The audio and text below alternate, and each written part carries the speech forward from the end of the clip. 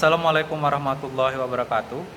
Pada pertemuan kali ini di mata kuliah seminar akuntansi keuangan, kami kelompok 9 akan membahas topik 12 yakni pengungkapan korporat bagian 1, environmental disclosure. Jadi pada kesempatan kali ini kami akan memaparkan critical review dari kelompok kami yang berjudul The Valuation Relevance of Environmental Performance Revisited, The Moderating Role of Environmental Provisions, atau dalam bahasa Indonesia, relevansi penilaian kinerja lingkungan ditinjau kembali, peran moderasi dari ketentuan lingkungan, di mana ini ditulis oleh Babo Carlos pada tahun 2017 dari University of Essex. Berikut adalah anggota kelompok 9. Yang pertama adalah Lusmi Dekawati, berikutnya adalah Muhammad Hamzani, Munawara, dan terakhir saya sendiri, Khairul Watodi. Jadi langsung saja kita ke latar belakang yang akan dibahas oleh Lusmi Dekawati.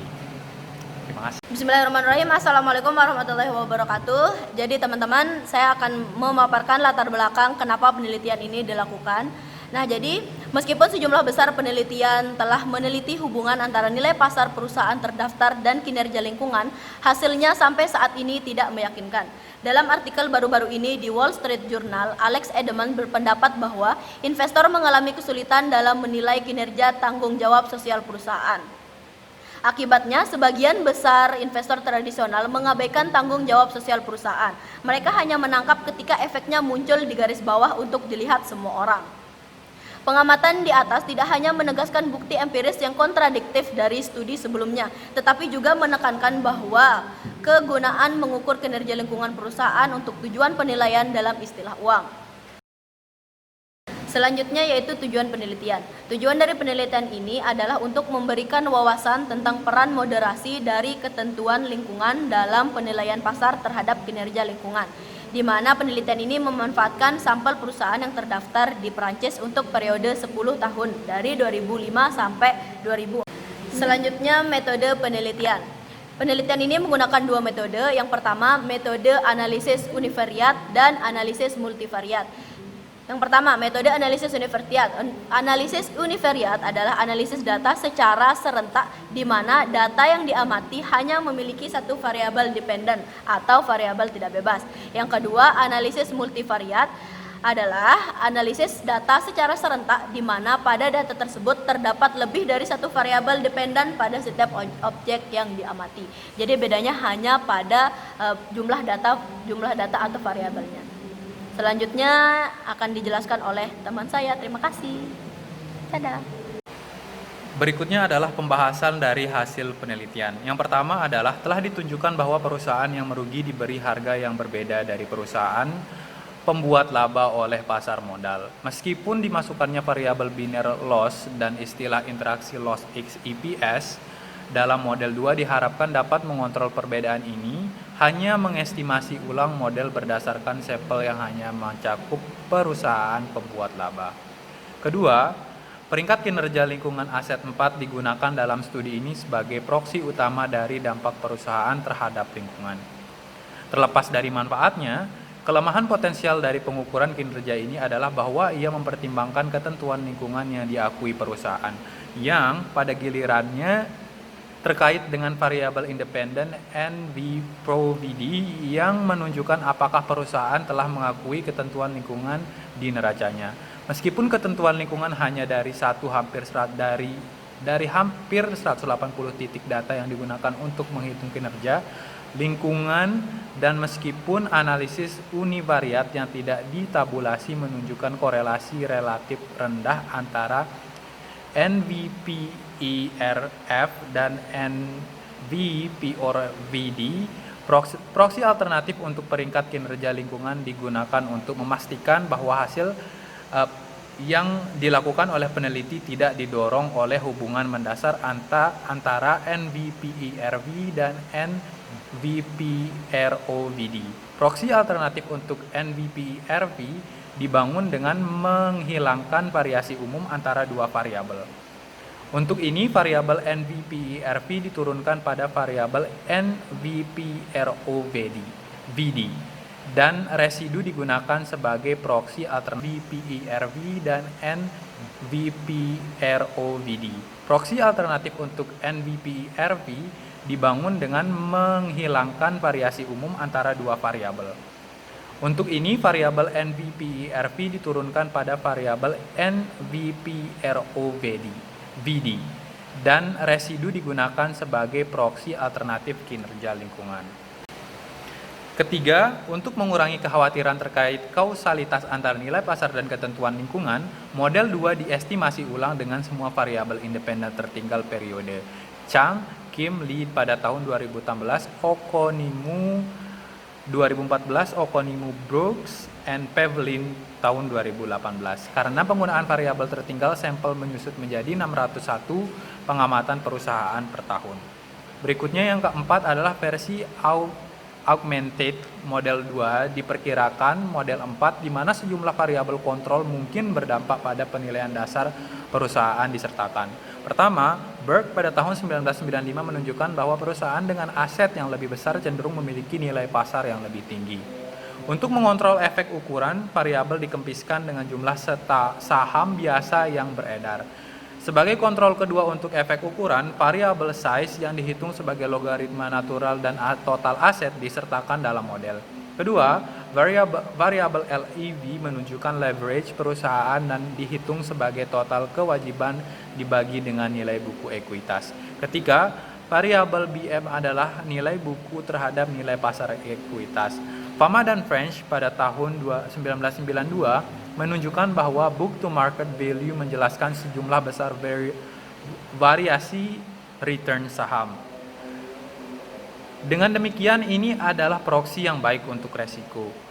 Terakhir, variabel biner ETS sama dengan 1 jika emisi perusahaan diperdagangkan dalam skema perdagangan emisi dan 0 sebaliknya. Chappell, Clarkson, and Gold pada tahun 2013 dan variabel biner Sustrap dengan 1 jika perusahaan menerbitkan laporan keberlanjutan yang berdiri sendiri di tahun berjalan dan 0 sebaliknya. Dhaliwal pada tahun 2011. Kelima,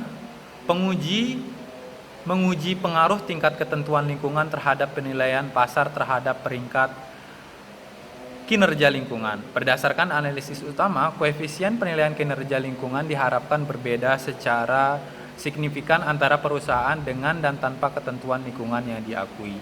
Jika pengakuan kemungkinan kewajiban lingkungan di masa depan memang memungkinkan investor untuk menguraikan manfaat ekonomi dan biaya yang terkait dengan kinerja lingkungan perusahaan, maka masuk akal untuk mengharapkan tingkat ketentuan lingkungan memiliki efek moderat pada hubungan antara peringkat kinerja lingkungan dan pasar.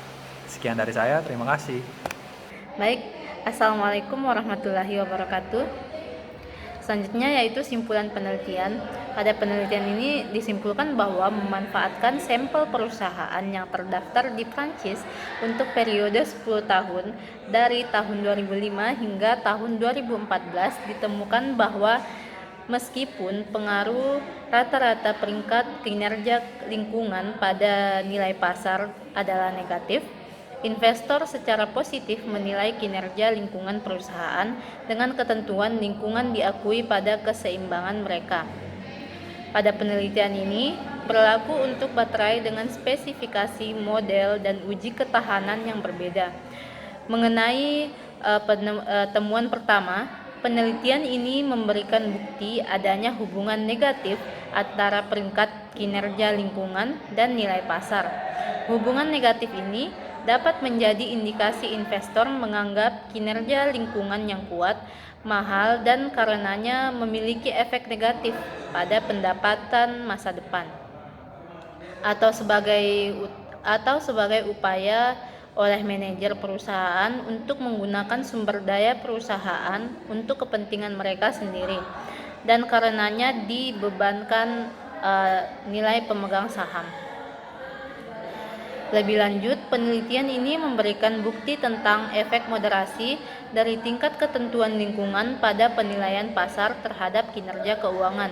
Secara khusus, peneliti menunjukkan bahwa untuk tingkat kinerja lingkungan tertentu, karena besarnya ketentuan lingkungan yang diakui pada neraca perusahaan meningkat, efek positif dari kinerja keuangan pada penilaian pasar perusahaan meningkat.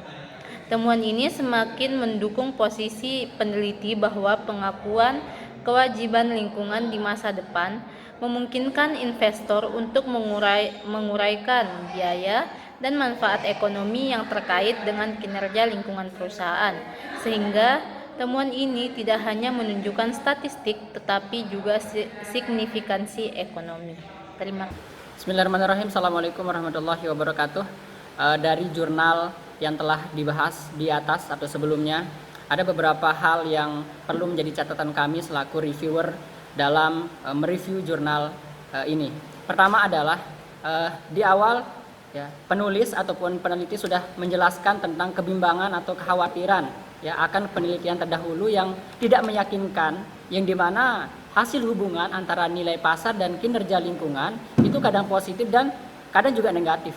Ya, hal ini menurut kami sudah sangat tepat. Ya, di mana penulis memaparkan alasan dia meneliti sebuah tema yang sama, ya, namun dikembangkan lebih lanjut yang dimana itu merupakan pembeda dari penelitian terdahulu. Kemudian yang kedua adalah dalam hal pengambilan data di sebuah negara. Ya, penulis sudah menjelaskan alasan atau mengapa ia mengambil sampel di sebuah negara dengan sangat jelas. Ya, hal ini menurut kami adalah sesuatu yang sangat baik untuk ditiru oleh peneliti-peneliti lain, ya, agar memberikan argumentasi kenapa mengambil sampel di suatu daerah tertentu. Hal ini juga ya akan memberikan sebuah gambaran lebih detail tentang negara atau daerah tersebut, terutama terkait kajian atau penelitian yang akan sedang atau telah dilakukan. Kemudian yang ketiga adalah tabel yang ada di jurnal yang kami temukan itu tidak ditampilkan oleh penulis, ya, sehingga itu menyulitkan kami selaku reviewer ya untuk membaca hasil yang disampaikan dalam jurnal. Ya, mungkin saran ke depan ya, segala bentuk tabel, terutama tabel yang menjelaskan data dari sebuah penelitian itu ditampilkan agar bisa dibaca dan bisa dipahami dengan jelas oleh pembaca, terutama kami selaku reviewer dari jurnal ini. Kemudian yang keempat, yang terakhir adalah penulis menjelaskan sampel yang digunakan itu terganggu oleh bias pemilihan sampel. Ya, dalam hal ini, peneliti mampu menjelaskan atau memberikan sebuah solusi ya, dengan menggunakan penelitian terdahulu oleh seorang peneliti.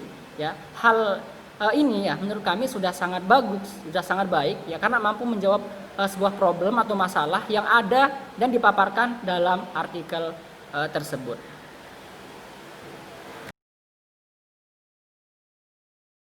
Jadi sekian presentasi dari kelompok 9. Bagi teman-teman yang memiliki pertanyaan bisa langsung ditanyakan di kolom diskusi. Sekian dari kami, kurang lebihnya mohon dimaafkan. Terima kasih. Wassalamualaikum warahmatullahi wabarakatuh.